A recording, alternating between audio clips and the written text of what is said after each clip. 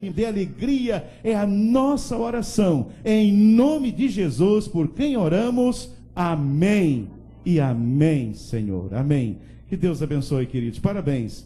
Que Deus continue abençoando a vida dos amados e queridos irmãos. Igreja, vamos abrir as nossas Bíblias no livro de Lamentações de Jeremias. Abra a sua Bíblia. Livro de Lamentações de Jeremias, capítulo 3, versos 37 e 38. Lamentações de Jeremias. Na verdade, é a segunda parte da mensagem que eu comecei domingo passado. Vou dar uma passada rápida para, eventualmente, até que os irmãos que não estiveram possam apreender o início da mensagem. Lamentações, capítulo 3, fica depois de Jeremias, Isaías, Jeremias, Lamentações. O texto sagrado diz: quem é aquele que manda e assim acontece, sem que o Senhor o tenha ordenado? Não sai da boca do Altíssimo tanto o mal como o bem? Quem é aquele que manda e assim acontece, sem que o Senhor o tenha ordenado? Queridos, eu comecei dizendo, e vou repetir, que muitos crentes, e essa é a percepção que eu tenho tido e visto, têm muita dificuldade para lidar com as lutas, com as dificuldades, com os infortúnios do dia a dia. Vivem atribulados, cheios de questionamentos, dúvidas, porquês na sua mente. Por que isso está acontecendo? Por que essa dificuldade? Por que essa luta? Por que esse acidente? Por que esse desemprego? E isso fica martelando na nossa mente. Eu também tenho percebido, e esta é uma convicção, de que uma ideia ainda muito presente na mente de muitos evangélicos é que, ao aceitar a Cristo, ao nos tornarmos membros de uma igreja, nós nos livramos de todos os problemas e de todas as lutas. Parece que crente não fica mais doente. Às vezes até essa ideia, crente não fica mais doente. Parece que crente não perde parente, querido, amigo. Crente não sofre acidente, assalto, sequestro. Eu sou crente, eu posso gastar à vontade, eu posso utilizar o cartão de crédito à vontade, porque Deus vai fazer com que a dívida suma lá do meu extrato. Eu posso gastar, que Deus tira a dívida do extrato. Evidente que não é isso que a palavra de Deus nos ensina.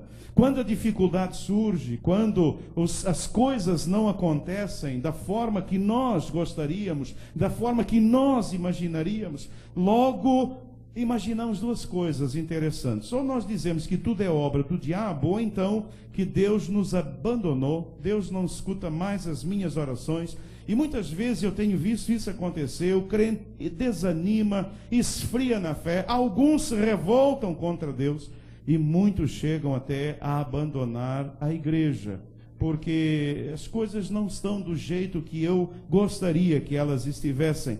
Queridos, nós precisamos entender, à luz desse texto lido, especialmente o verso 37, que nada pode acontecer conosco sem que o Senhor saiba ou sem que o Senhor permita.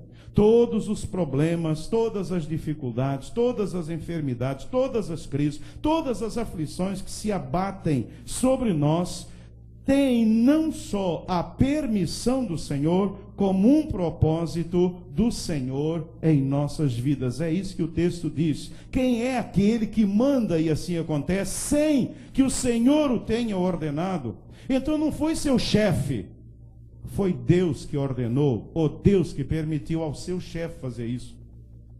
É isso que nós precisamos entender. Veja o texto: quem é aquele que manda e assim acontece, sem que o Senhor o tenha ordenado?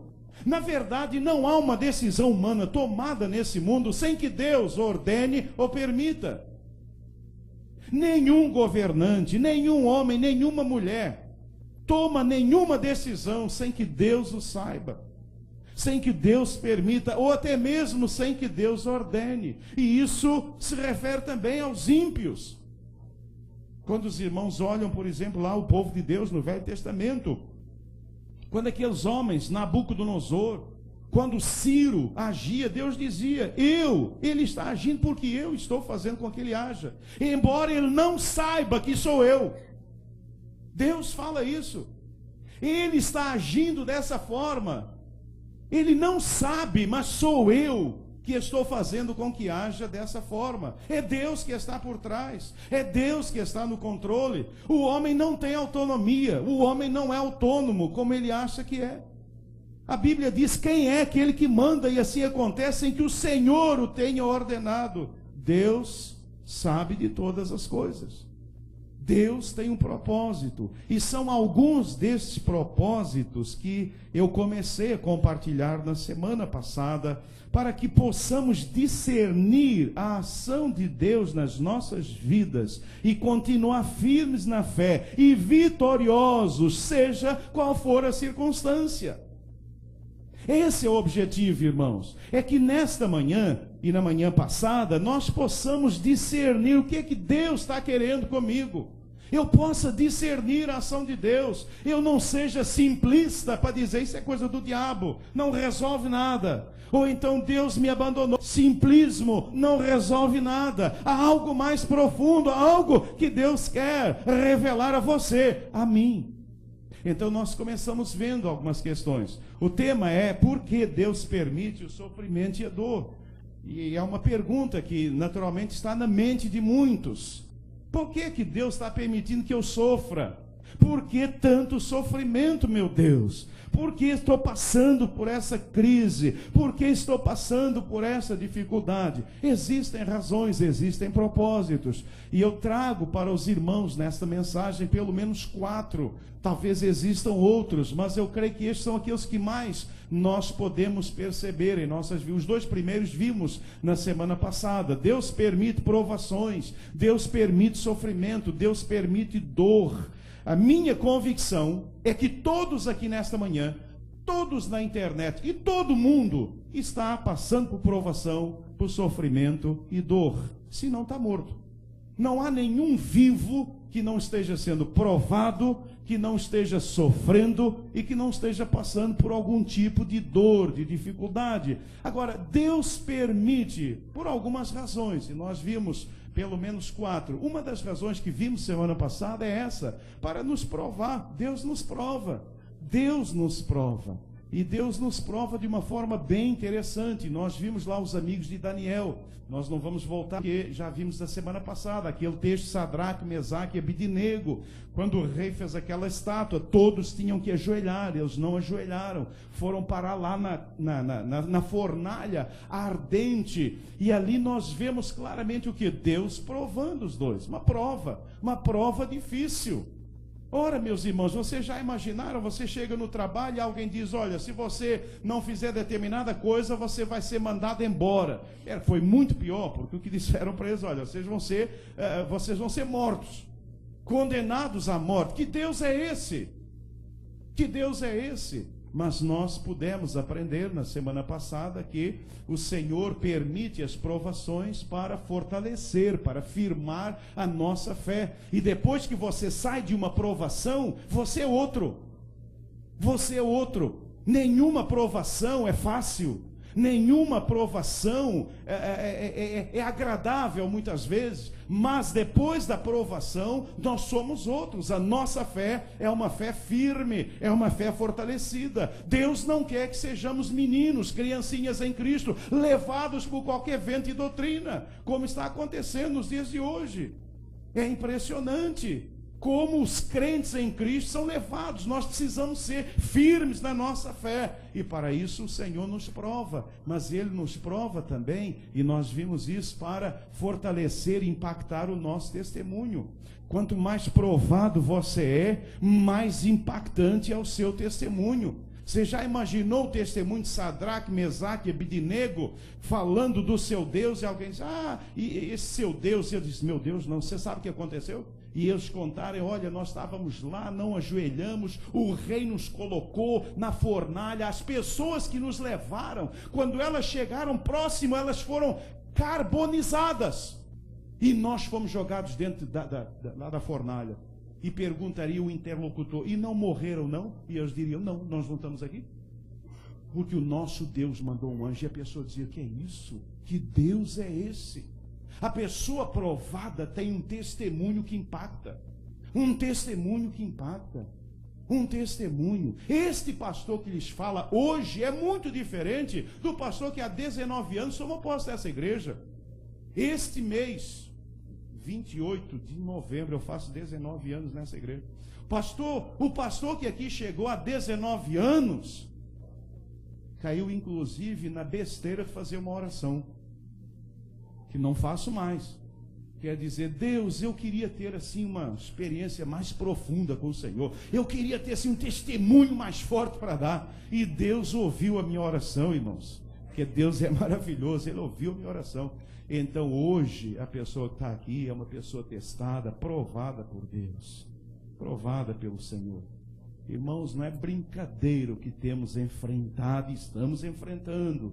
Não é brincadeira, como vocês também estão enfrentando, eu sei disso.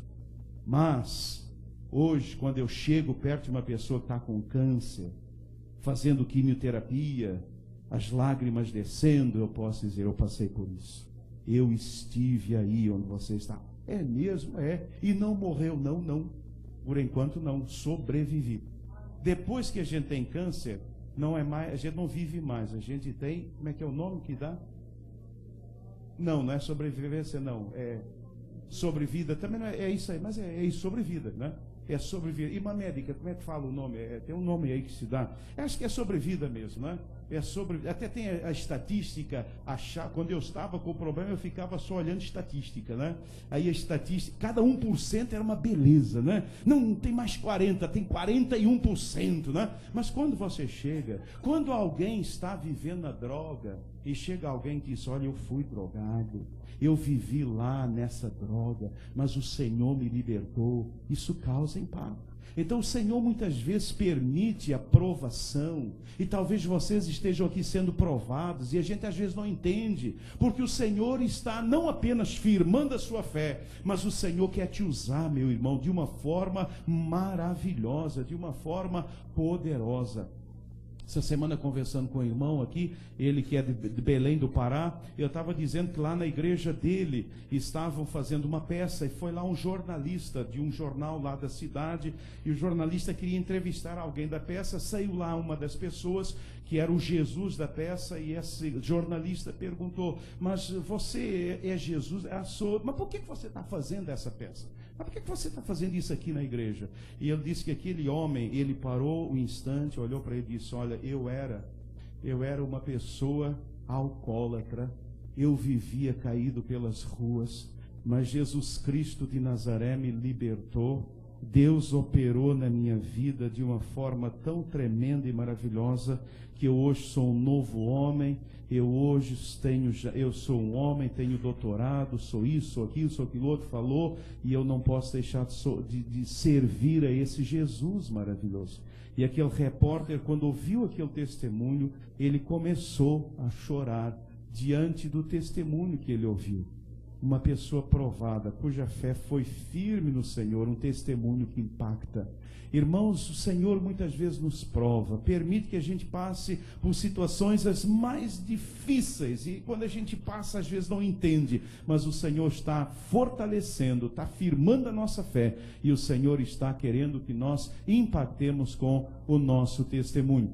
Deus permite provações, sofrimento e dor em nossas vidas. Há uma outra razão que também temos na palavra de Deus. Uma segunda razão é nos disciplinar. Se somos filhos, Deus nos disciplina, e às vezes precisamos ser disciplinados. Vimos aqui, irmãos, o exemplo de Davi, e falamos bastante sobre isso, quando Davi teve aquele episódio com Batseba, e teve aquele caso fora do casamento, houve uma criança, e Davi fica muito tranquilo, o tempo passa, ele pensa que Deus já esqueceu, como normalmente a gente imagina, né?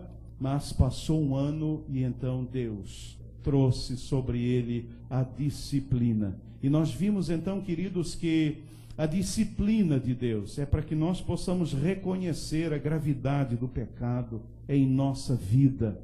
E Davi estava levando a vida muito tranquila, achando e naturalmente justificando e racionalizando, e naturalmente aquela ideia que a gente sempre fala, não, todo mundo faz, é assim mesmo, a carne é fraca, Deus entende, nada disso. O pecado é sério, Deus nos disciplina para que nós possamos reconhecer, cair em nós e reconhecer a gravidade do pecado, mas Deus nos disciplina também para que nós abandonemos a prática do pecado, Irmãos, hoje há muito crente vivendo na prática do pecado.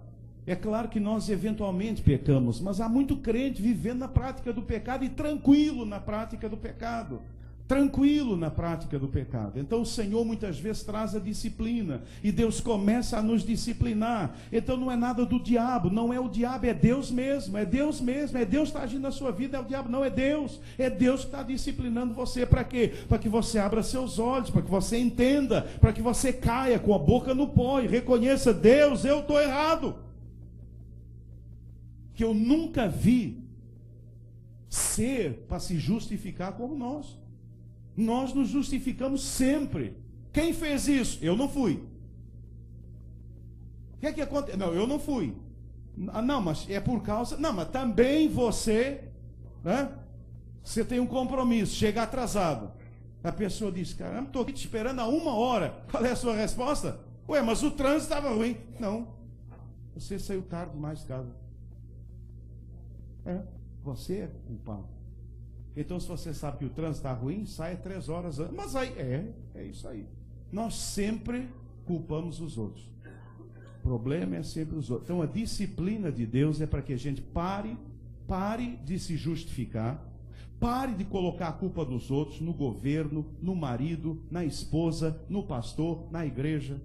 Qual é o problema do afastamento do seu querido? É a igreja, não é isso? Ah, o pastor não foi, não é? A culpa é sempre dos outros. Então Deus muitas vezes manda disciplina para que nós possamos entender: Deus, eu sou responsável. Deus, eu sou responsável. O filho pródigo, durante muito tempo, o pessoal dizia assim: não, isso é seu pai.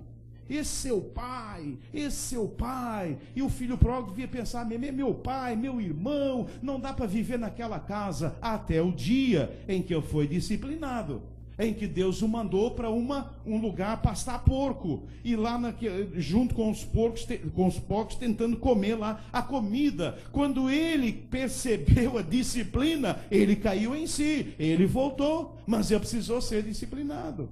Então, quem sabe nessa manhã você está sendo disciplinado. Não tem diabo nenhum da sua vida atazanando você, não. Pode esquecer, é o Senhor disciplinando mesmo. Aí a gente fica bravo com o diabo, a disciplina continua e você não muda nunca. Então, nessa manhã você precisa reconhecer: Deus, será que o Senhor está me disciplinando? Uma terceira razão pela qual Deus permite as provações, o sofrimento e a dor é para nos tratar. É para nos tratar. Porque, irmãos, quando nós chegamos ao Evangelho, quando nós nos convertemos, nós estamos cheios de problemas. A conversão, na verdade, quando eu me converto, eu recebo Jesus, o Espírito Santo vem habitar em mim, a minha alma descansa em Cristo e eu tenho a certeza da minha salvação. O Senhor perdoou todos os meus pecados, uma nova vida começa. Mas não há uma mudança automática de vida.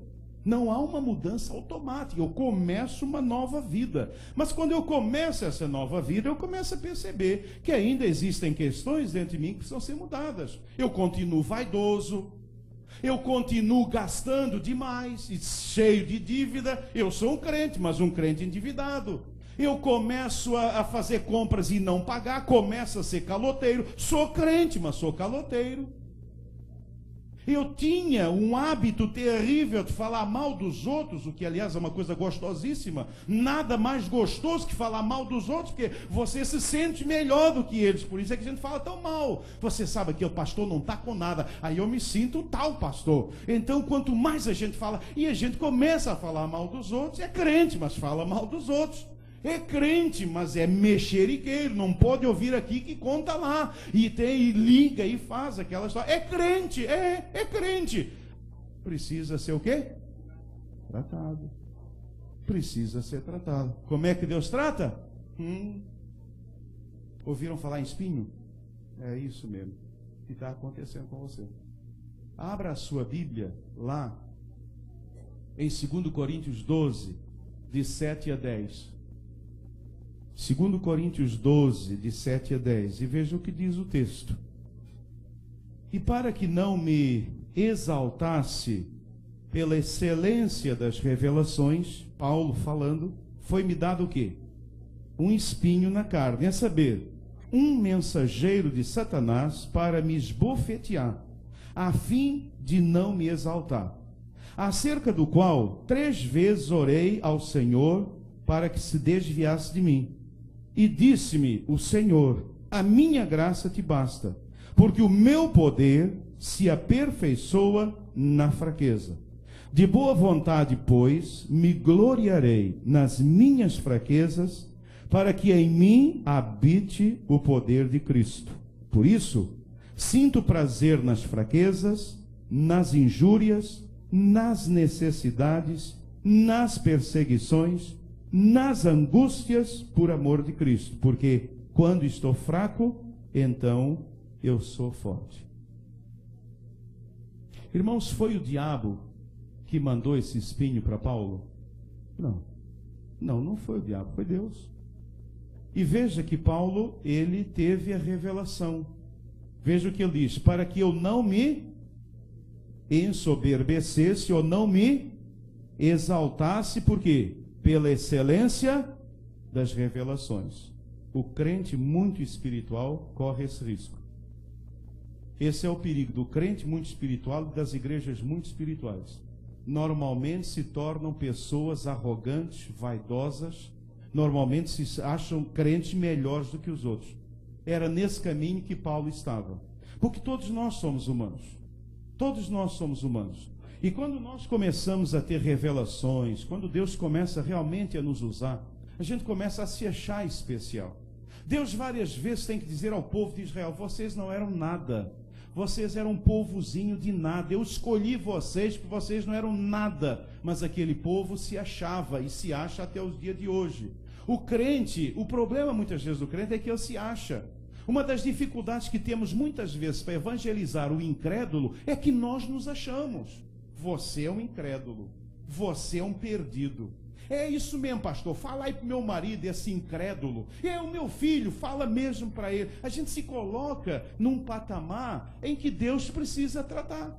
Deus precisa nos tratar. Os crentes, muitas vezes, eles são cheios de si. Eles se acham bons demais, espirituais demais. Paulo estava tendo visões, revelações. Ele conta que foi levado ao 3º céu. Ele diz que viu coisas, ouviu coisas inefáveis, indescritíveis. Ele viu coisas que ao homem não é dado, mas isso começou a mexer com ele. As pessoas começavam a chegar perto de Paulo e a tocar em Paulo e dizer assim: apóstolo, dê um pouquinho de virtude para mim. Irmão, você é bom demais. Se vocês fizerem isso comigo, eu vou ficar tão feliz, ficar cheio de mim. Pastor, deixa eu tocar em você, sai um pouquinho de virtude para mim. O homem gosta disso, gente. Nós gostamos disso, o ser humano gosta disso. Nós somos vaidosos, nós gostamos disso. E Paulo começou a ser visto pelas pessoas de uma forma muito especial. O apóstolo Paulo está chegando. Aliás, se eu dissesse: olha, o apóstolo Paulo está ali, vai entrar, ia ser um negócio, né? Muitos irmãos iam correr, iam passar-se a mão. Deixa eu passar a mão quando o apóstolo Paulo... Sabe como é que surgiram as relíquias na igreja? As relíquias surgiram assim. Esses relicários, essas relíquias que passaram a se tornar ícones, que passaram a ser adorados pelas pessoas, é assim: olha, esta Bíblia foi a Bíblia do apóstolo Paulo. Então a Bíblia passando de mão em mão. O apóstolo Paulo abriu essa Bíblia. Nossa, o apóstolo Paulo. E daqui a pouco o irmão dizia assim: olha, e quando essa Bíblia passou na minha mão, eu tinha um problema na pele e foi curada. A Bíblia do apóstolo Paulo curou a minha mão. Aí eu, muito esperto, ia começar a fabricar Bíblias do apóstolo Paulo, vender na televisão a Bíblia do apóstolo Paulo e dizer assim: quem tocar nessa Bíblia vai ser curado. Eu ia ficar rico. E ainda fazendo uma boa ação, que é vender Bíblia. Entenderam como é que as coisas surgem? É por causa da vaidade. da vaidade das pessoas. É assim que os ícones, é assim que as relíquias surgem. E Paulo estava com esse problema. E ele precisava o quê? Ele precisava ser o quê? Tratado por Deus. E aí Deus o trata. E ele diz que o Senhor lhe deu um espinho. E aí, irmãos, há duas coisas que nós precisamos aprender. É que o Senhor, Ele nos trata e Ele nos revela a razão dos nossos espinhos. A razão dos nossos espinhos é o Senhor que revela. Quando Paulo começou a ter aquele problema, o mensageiro de Satanás para o esbofetear, é uma linguagem interessante, essa linguagem que Paulo usa. Ou seja, ele estava percebendo que, na verdade, Deus estava permitindo que o inimigo agisse na vida dele de uma forma terrível, que estava acabando com ele. Mas o Senhor revelou, esse tratamento é para que ele não se ensoberbecesse e para que ele não viesse a se afastar do Senhor. E Paulo chega a dizer isso, para que eu, tendo levado muitos a Cristo, eu mesmo não venha a ser reprovado. Eu creio que nesta manhã, eu diria a totalidade de cada um de nós, irmãos, todos nós temos espinhos na nossa vida. Eu creio hoje que não dá para viver sem espinho. Não dá para viver sem espinho, porque todos nós precisamos. Quer ver uma coisa interessante, como um irmão me contou? Ele era uma pessoa gastadora. Sabe qual foi o espinho que Deus colocou? Acabar com o dinheiro dele. Ele ficou na penúria. E ele me diz, pastor, era uma penúria tão grande que eu não tinha dinheiro para o ônibus. Eu não tinha dinheiro para comprar um jornal. E eu dizia, Deus, como pode o Senhor fazer isso comigo? Eu briguei com Deus, eu fiz, eu aconteci. Até que um dia Deus me falou, você precisa aprender a lidar com o dinheiro. E é dessa forma, eu estou tratando você. E ele entendeu, Deus lhe falou que Deus estava tratando da vida dele. Deus estava tratando da vida dele. Às vezes o Senhor manda um espinho. Eu sei que cada um de vocês tem espinho, meu irmão. Não tem vida cristã. Hoje eu creio nisso. Não há vida cristã sem espinho. Não há vida cristã sem espinho. E só Deus pode revelar a razão do espinho. Podemos levantar questões, mas só Deus sabe qual é a questão que precisa ser tratada na sua vida. A questão que precisa ser tratada na sua vida. E o Senhor vai te tratar, como o Senhor estava tratando de Paulo. É Deus que revela a razão. Por isso é que eu tenho dito aos irmãos, cuidado quando vocês vão dar algum diagnóstico espiritual à pessoa. Não, isso aí deve ser aquilo, porque pode ser um espinho que Deus está permitindo, e se é espinho, é o Senhor que vai revelar, não é você. É o Senhor que vai revelar. O que você tem que dizer é, meu irmão vai para o joelho, meu irmão entra em casa, se tranca no seu quarto, ora ao Senhor e pergunta a Ele se é espinho e qual é a razão desse espinho na sua vida. Qual é o propósito desse espinho na sua vida? O que é que está tratando na sua vida? Pare de pensar que isso é coisa do diabo. É Deus que está permitindo. Até que o inimigo faça algo na sua vida. Mas Deus está tratando algo. Porque, meus irmãos, nós somos pessoas cheias de problemas, dificuldades. Agora mesmo eu falei, Seminário Veredas. O que é o Seminário Veredas? Tratamento de Deus. O que são os cursos que temos na igreja? É tratamento de Deus. O que é o estudo da palavra de Deus? É tratamento de Deus na nossa vida. É tratamento de Deus, o Senhor nos tratando. Precisamos ser tratados por Deus. Há pessoas que se magoam de qualquer jeito. Deus precisa nos tratar, Deus precisa trabalhar essa questão. Então o Senhor nos revela. Mas olha, há uma outra coisa importante, que é o Senhor nos revelando a bênção dos nossos espinhos. Não é só a razão, não, a bênção do espinho. Primeiro Deus revelou a Paulo a razão do espinho, mas depois Deus revela a Paulo a bênção do espinho e aquilo que era um problema. Quando Paulo entendeu que o espinho era uma bênção, ele começou a louvar e a glorificar ao Senhor. E é isso que eu espero que Deus faça nessa manhã com você também. Quando Paulo entendeu que o espinho era uma bênção de Deus, era uma graça de Deus na vida dele, quando ele percebeu que sem aquele espinho, sem aquele problema que ele estava vivendo, ele poderia vir a se afastar do Senhor, quando ele entendeu que aquele espinho era amor de Deus, era cuidado de Deus na vida dele, ele entendeu a bênção do espinho, ele começou a louvar e a glorificar o nome do Senhor. Muitas vezes nós estamos nos queixando, muitas vezes nós estamos reclamando, porque não estamos entendendo a razão e a bênção do espinho que está em nossas vidas. E enquanto não entendermos, a nossa vida cristã, ela fica bloqueada. Há muito crente bloqueado. Ele está bloqueado, ele não sai do lugar, ele não consegue mais falar com Deus, Deus não fala com ele não consegue mais ler a Bíblia não fala com ele vem na igreja, mas ele fica meio autômato, ele vira robô, ele vira crente robô, porque na verdade o tempo todo a cabeça dele, ele não aceita, aliás eu ouvia mais, mas ouço falar ainda muito isso, o crente que diz, não aceite isso, meu irmão. E olha, se Paulo estivesse aqui nessa manhã, falando do espinho, muitos de vocês iam vir aqui na frente, dedo em risco, não aceite isso, apóstolo Paulo. Eu fico impressionado como o senhor, um apóstolo de Jesus Cristo, como é que o senhor aceita um espinho na carne? E como é que o senhor ainda diz, seu apóstolo Paulo, que é o mensageiro do diabo? Como pode um negócio desse? Rejeita esse espírito em nome de Jesus, rejeita isso. E o povo vai dizer, amém, aleluia. E Paulo ali constrangido, sem saber o que fazer, e dizer, Deus, por que é que eu vim nessa igreja? Por que é que eu não fui na Universal do Reino de Deus, vim logo na Igreja Batista? Por que é que eu fiz isso, Senhor? Cuidado quando você diz para a pessoa, rejeita e não aceita isso. Meu irmão, se é espinho, não tem jeito. Quanto mais você rejeitar, mais o espinho vai doer. Quanto mais você rejeitar, mais o espinho vai doer. Porque o espinho é amor do Senhor, é bênção de Deus. Você vai querer perder a bênção? Você vai querer perder a bênção? Espinho dado por Deus é bênção do Senhor na nossa vida. Então, quando algo está acontecendo comigo, eu preciso pensar, eu preciso perguntar, Deus, isso é provação? Deus, isso é disciplina? Deus, isso é tratamento? E o Espírito de Deus vai revelar, e eu vou trabalhar essa questão na minha vida, e a minha vida com Deus, ela vai crescer, ela vai amadurecer, para a honra e glória do nome do Senhor. Eu quero que você saiba que existem espinhos. Eu hoje creio que não há vida cristã sem espinho, porque não há ninguém que não precise ser tratado por Deus. Pare de reclamar por esse espinho.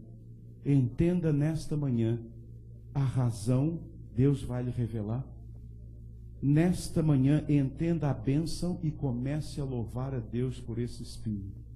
Comece a louvar. Esse espinho é bênção, esse espinho é livramento, esse espinho é cuidado, esse espinho é carinho de Deus sobre as nossas vidas. Mas, queridos, há uma outra razão. Deus permite provações, Deus permite sofrimento, Deus permite dor em nossas vidas. E uma quarta razão, naturalmente não temos como esgotar, mas uma quarta razão que eu encontro na palavra é para nos desafiar. E eu vejo este desafio de Deus lá no episódio da morte de Lázaro. Abra a sua Bíblia em João 11, 38 a 44. Vamos ler a palavra de Deus?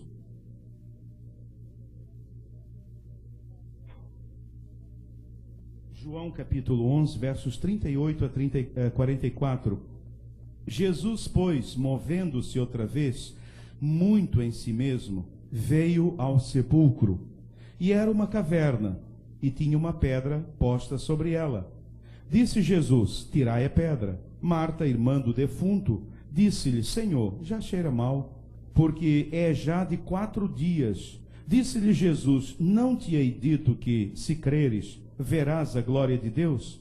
Tiraram, pois, a pedra de onde o defunto jazia. E Jesus, levantando os olhos para cima, diz, Pai, graças te dou por me haveres ouvido. Eu bem sei que sempre me ouves, mas eu disse isto por causa da multidão que está em redor, para que creiam que tu me enviaste. E tendo dito isto, clamou com grande voz: Lázaro, sai para fora. E o defunto saiu, tendo as mãos e os pés ligados com faixas, e o seu rosto envolto num lenço. Disse-lhes Jesus: desligai-o e deixai-o ir. Foi muito difícil para Marta e Maria a morte de Lázaro. Elas não conseguiram entender. O texto é muito interessante e instigante.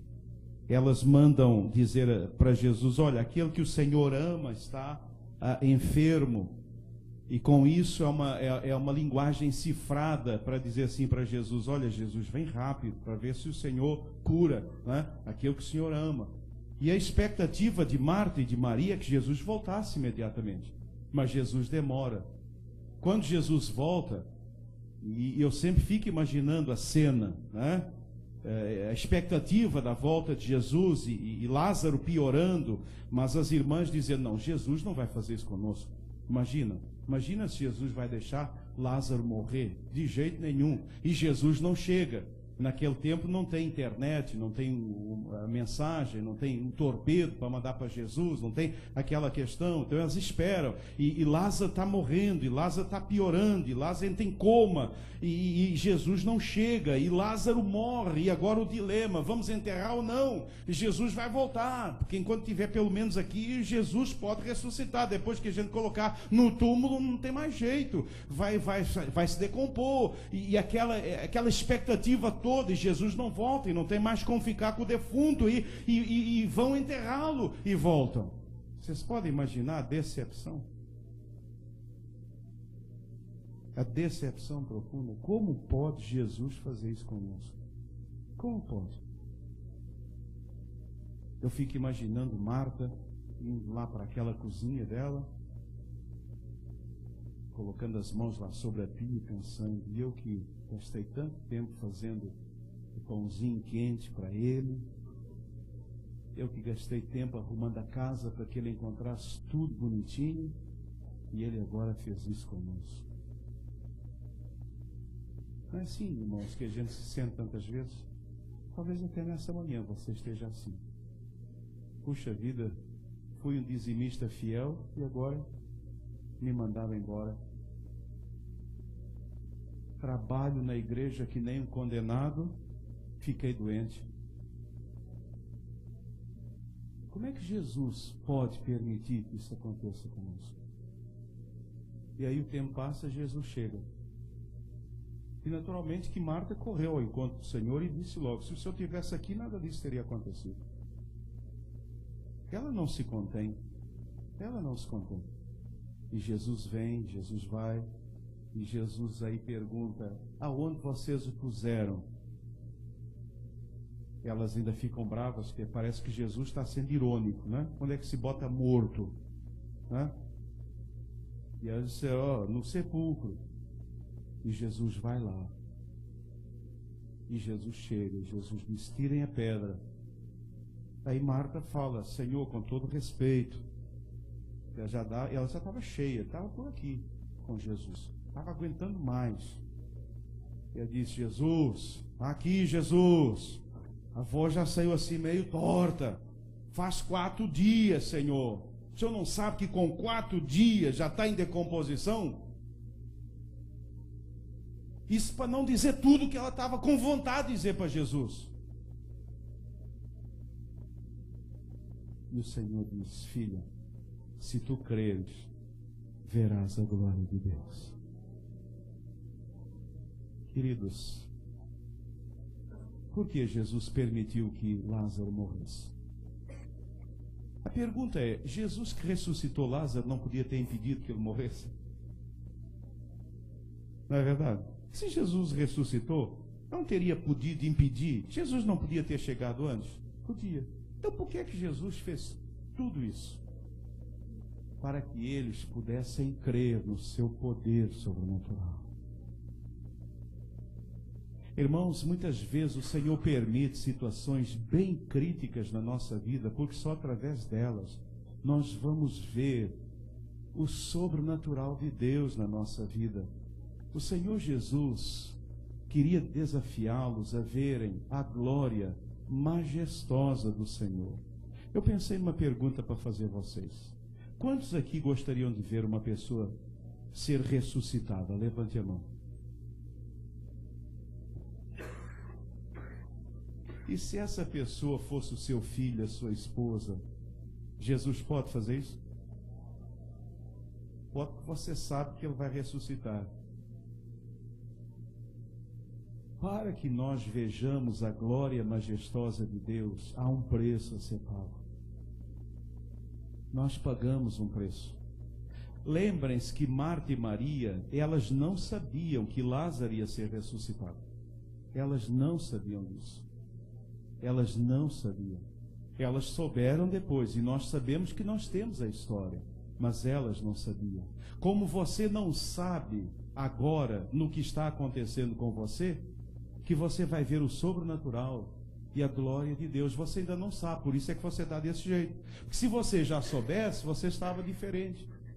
Mas isso é o Senhor quem nos diz, isso é o Senhor quem revela. Por isso nós precisamos entender e discernir qual é o propósito de Deus.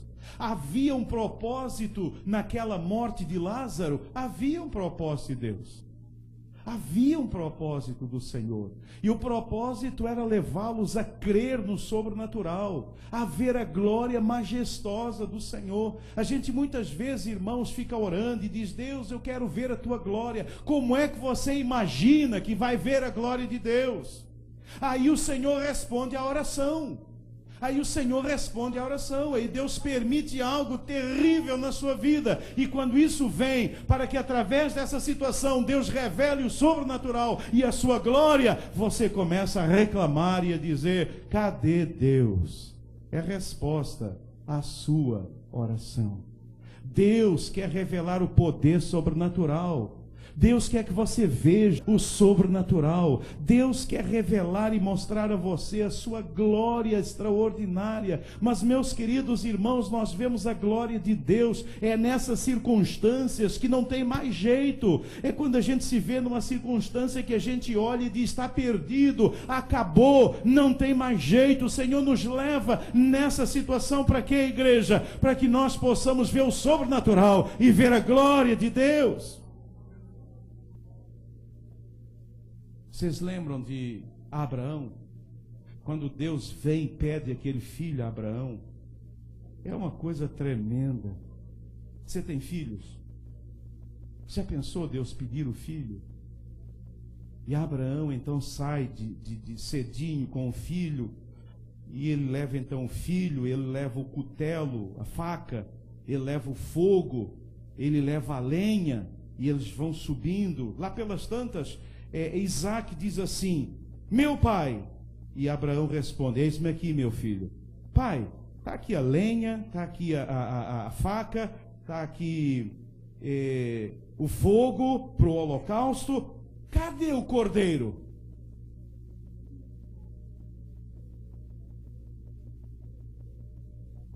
Abraão engoliu em seco e disse assim: Deus proverá, meu filho. Porque se Abraão falasse para ele: é você, o que é que ia acontecer com Isaac? Ia sumir. Você já imaginou? E eles vão. Chegam no cimo do monte. A pergunta: não está bom? Deus já não viu? Deus não pode mandar descer? Naturalmente Abraão está pensando: não, qualquer momento eu vou descer. Não, faz o altar. Faz o altar. Deus, não chega? Tá bom, já fez o altar, está aqui, está tudo aqui bonitinho. Abraão pensa: nada acontece. Abraão vai e amarra o filho. Tem psicólogo aqui nessa manhã? Vocês podem fazer uma avaliação dessa atitude desse pai? O que é que o jornal hoje, os articulistas dos jornais diziam de um pai que amarra o filho para botar no holocausto para oferecer a Deus? Mas isso é uma loucura. Isso é uma loucura. Os traumas desse menino, isso vai ser um menino traumatizado pro resto da vida, vai, aquela história toda, ele amarra. Agora, o problema é que Caio Schultz, fique de pé. O problema é que o Isaac era do tamanho dele. Não sei se tem um cabelo tão bonito como o seu, viu?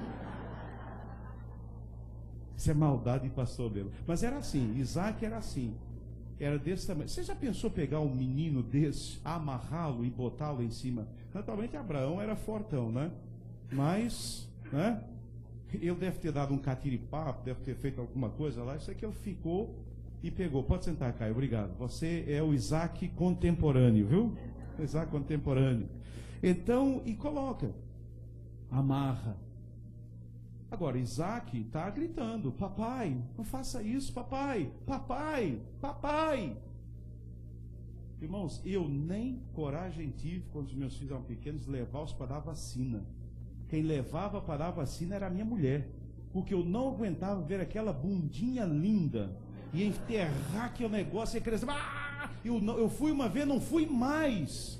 Eu não aguentei a cena de uma agulha sendo enfiada no bumbum de um neném para tomar vacina. Imagina Isaac esperneando e gritando.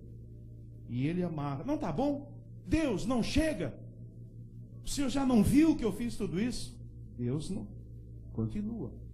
Ele pega Isaac, ele coloca em cima do altar. Não tá bom? Não tá bom, Deus? Deus não fala nada.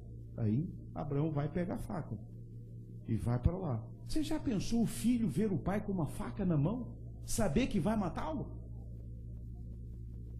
Você já imaginou isso? Isso é um Deus que a gente siga? Que Deus é esse? E quando Isaac percebe, diz: papai, não me mate, papai. E lá está Abraão. E Abraão deve ter ficado um bom tempo ali, esperando. Deus, será que não está bom? Não.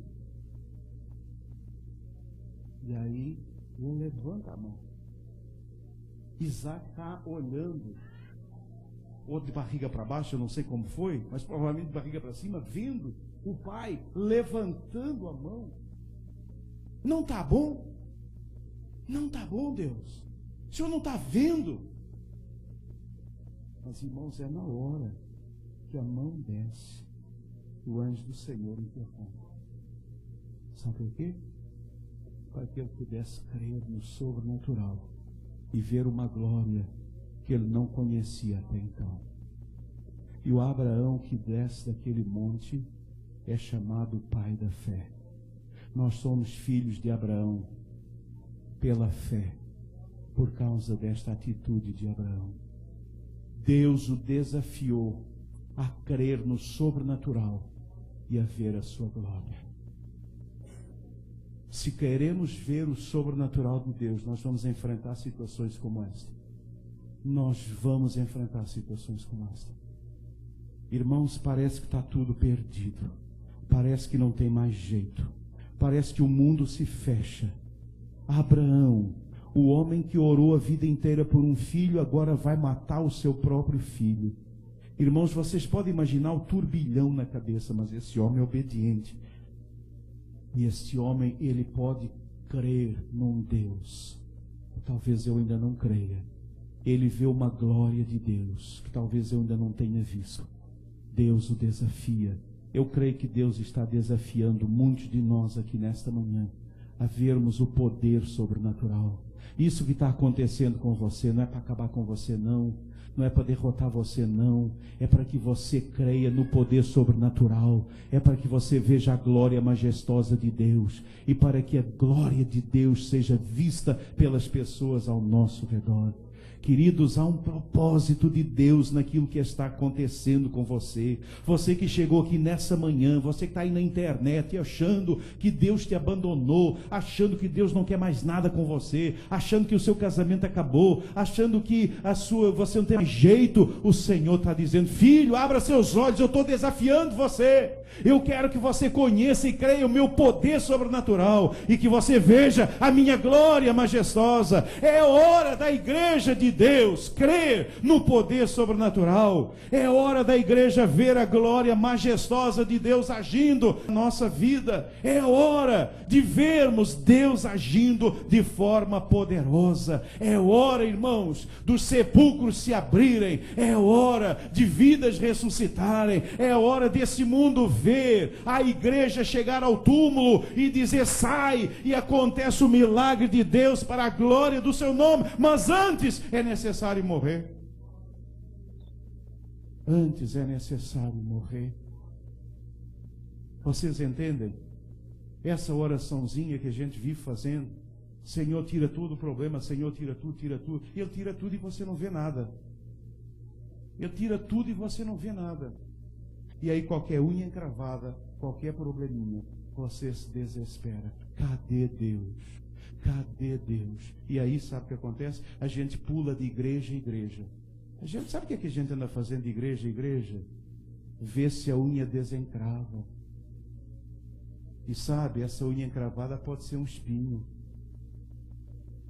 Sabe? Porque Deus tem um propósito. E a gente vive fugindo daquilo que Deus tem preparado, para que a gente creia no seu poder sobrenatural e para que nós possamos ver a sua glória majestosa em nossas vidas. Aprendemos que Deus permite provações, sofrimento e dor em nossas vidas. Vimos 4, mas provavelmente existem outras. Uma razão que nós vimos, qual foi? Para nos provar. Uma outra razão que nós aprendemos foi... Então, primeiro, pergunte a Deus nessa manhã: Deus, o Senhor está me provando? Se é provação, Deus vai responder. É disciplina, Deus?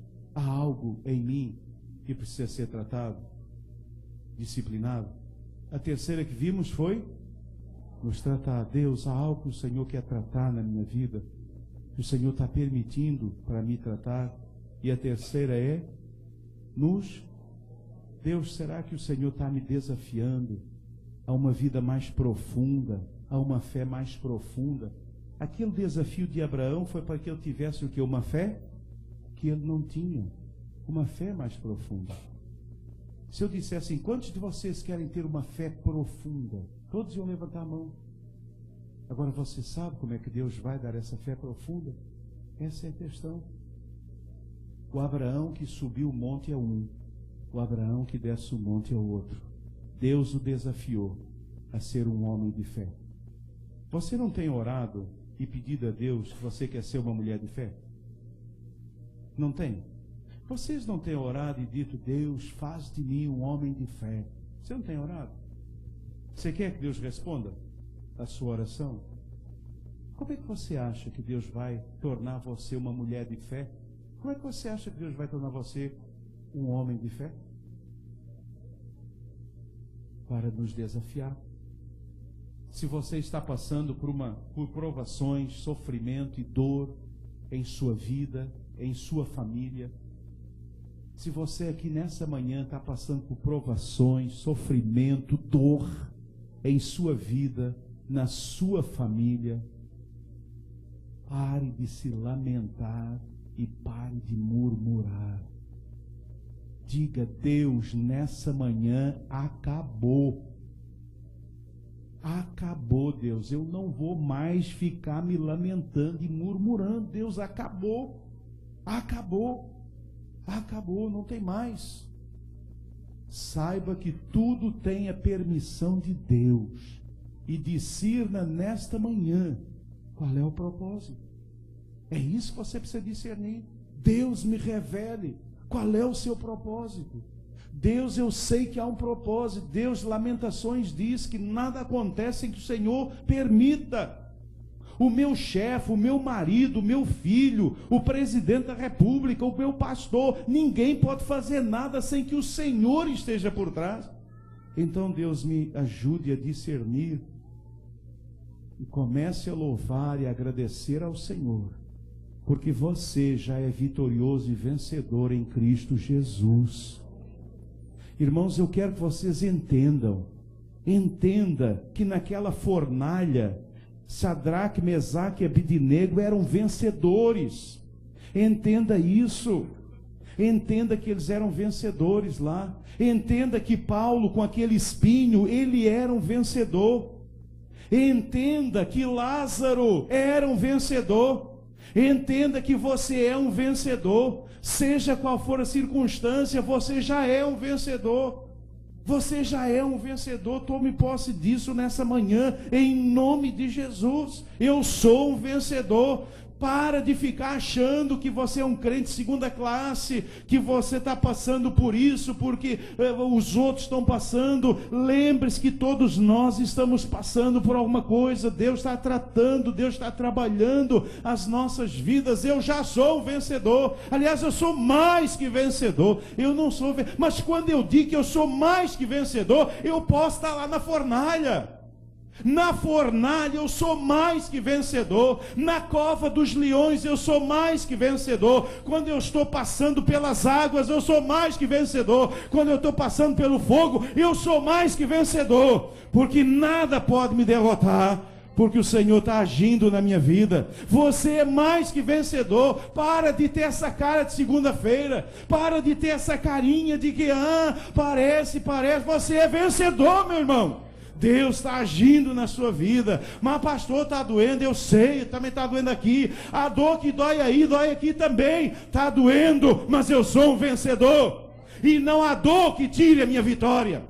E não há doença que tire a minha vitória. E não há enfermidade que tire a minha vitória. E não há circunstância que tire a minha vitória. Porque eu sou mais que vencedor em Cristo Jesus. Mas irmãos, quando a Bíblia fala isso, não significa que está um mar de rosas, não. Significa que eu estou lá na cova, mas eu estou dizendo, louvado seja o nome do Senhor. E mais, eu estou vendo o leão olhando para mim. E eu estou vendo o leão que não faz nada. Eu estou vendo a glória de Deus. Irmãos, Daniel viu uma glória de Deus que eu ainda não vi. Ele viu leões esfomeados que não faziam nada, porque chegou um anjo e disse, aqui, o leão baixou a cabecinha, ele baixou a cabecinha, rosnou e deitou bonitinho, porque o Senhor está lá, o Senhor está com você. O Senhor está agindo na sua vida. O Senhor tem um propósito. Por isso comece a louvar. Vamos ficar de pé. Há um cântico que diz, então louve. Está sofrendo, louve. O seu louvor invade os céus. Louve ao Senhor nessa manhã. Peça a Deus nessa manhã, Deus, me revele. Senhor, fale comigo nessa manhã. Eu creio que Deus vai falar. Deus vai dizer, Deus vai mostrar a você qual é a razão, qual é o propósito.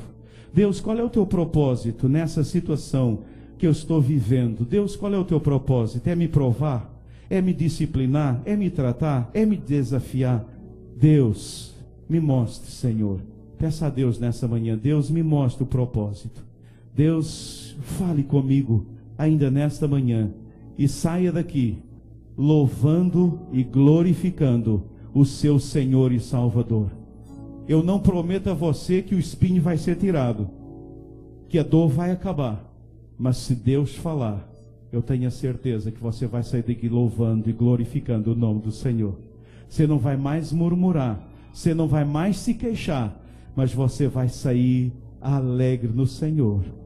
Paulo, quando saiu, o pessoal perguntou, e aí, apóstolo, Deus tirou o espinho? Ele disse, não, mas a graça está sobre mim, aleluia, e o povo louvou. É isso que Deus quer fazer conosco nessa manhã. Cante, louve, adore, abra seu coração diante do Senhor nesse instante.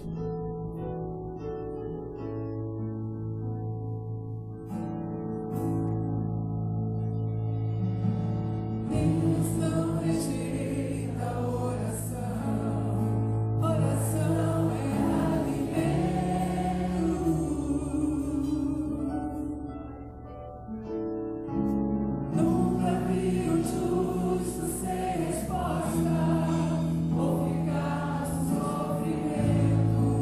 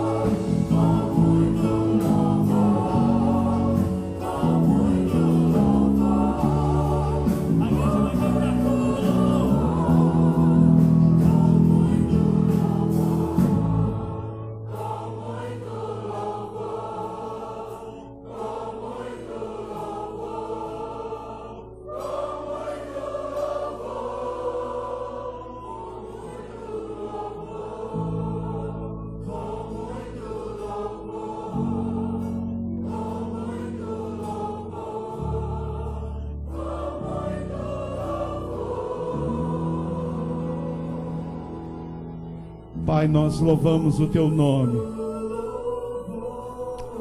Louvado e bendito seja o Teu nome.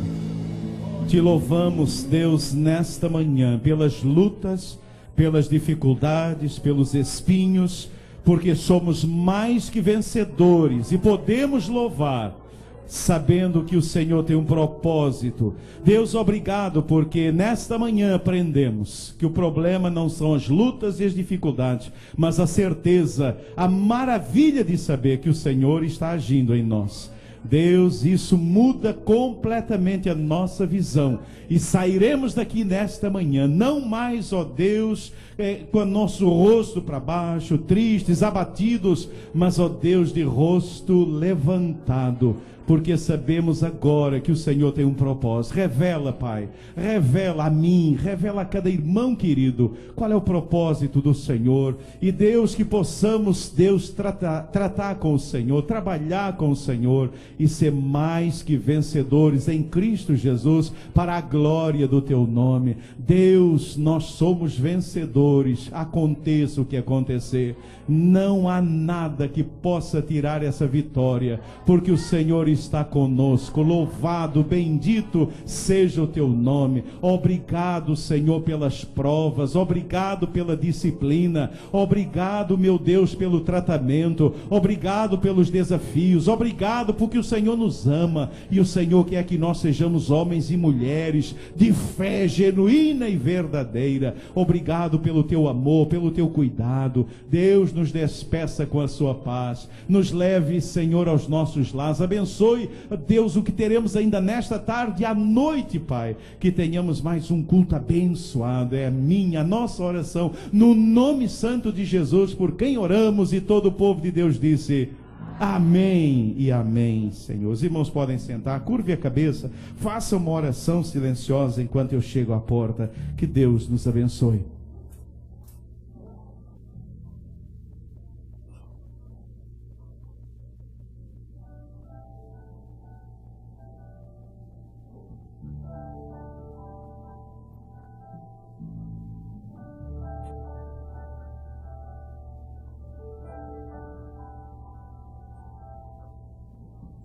Existe